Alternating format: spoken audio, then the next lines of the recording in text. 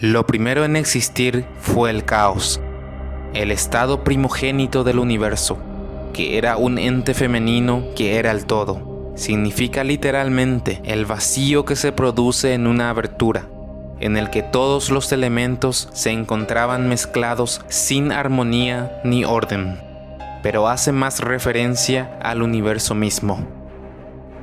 De ese caos nacieron tres grandes entes mundos que conforman todo lo que existe. Para entender estas tres creaciones, debo hacerles una descripción de cómo era el mundo para los griegos. Primeramente, la diosa Gea, que significa de amplio seno, representaba la madre tierra. Para entenderlo mejor, hay que mencionar que la forma del mundo griego era como una bandeja con tapa circular.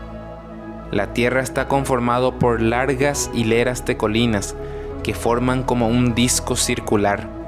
Efectivamente, la tierra era plana para ellos, más o menos nivelado, a excepción de las montañas o colinas que aparecen en él, y cubierto por ese techo o cúpula inmensa que es el cielo. Se puede ver como el sol y las estrellas se alzan sobre el horizonte por un lado, mientras que se ponen y desaparecen por el otro.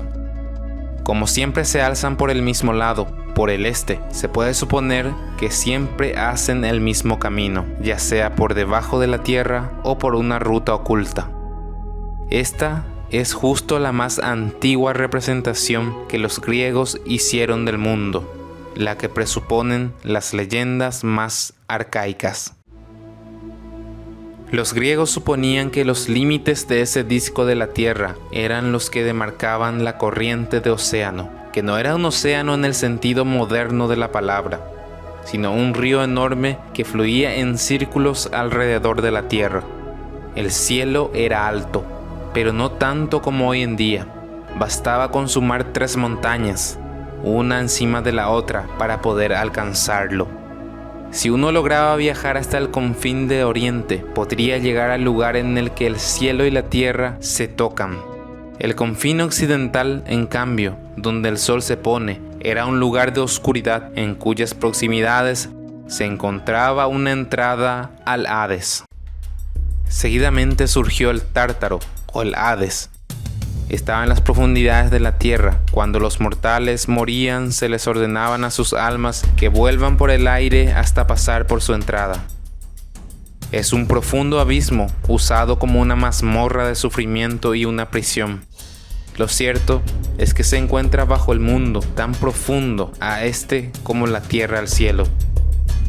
El Tártaro es tanto una deidad como un lugar del mundo inferior. El último de los 3 es el amor, que era la deidad Eros.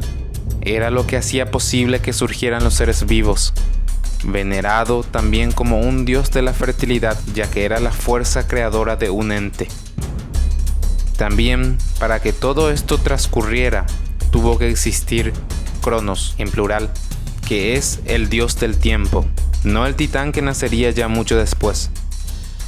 Es un ente abstracto y poco conocido, utilizado para medir la transmutación de un universo desordenado a uno armónico. También el dios de las edades, desde la era dorada hasta la de bronce.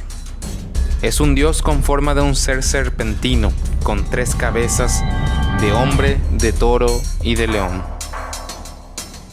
Volviendo a la entidad del caos, esta engendró por sí sola a Erebo, la oscuridad, y Nyx, la noche, las deidades oscuras por excelencia que vivían en las profundidades del inframundo.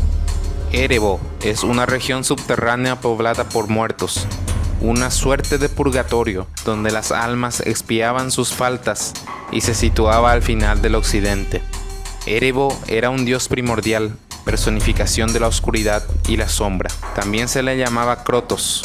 Se decía que sus densas nieblas de oscuridad rodeaban los bordes del mundo y llenaban los sombríos lugares subterráneos. Nyx, reina de los astros oscuros, la diosa de la noche, que también era la esposa de Erebo, arrastraba las oscuras nieblas de su pareja por los cielos, llevando la noche al mundo.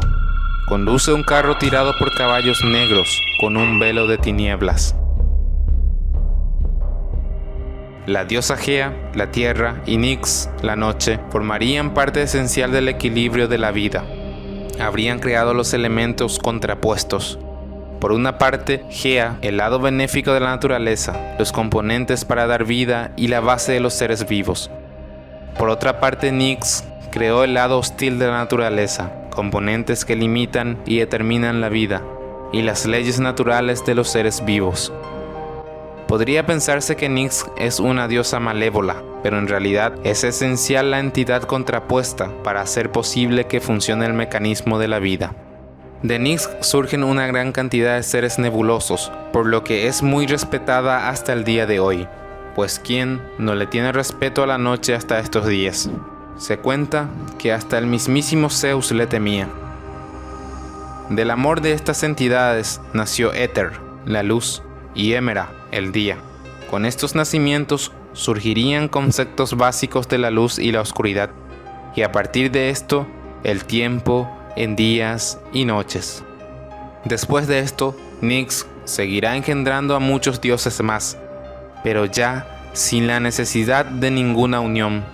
Ella, en carácter de creadora, daría paso a una serie de seres extraordinarios para perpetuar la oscuridad, pero esto lo conoceremos en el siguiente capítulo de mitología griega.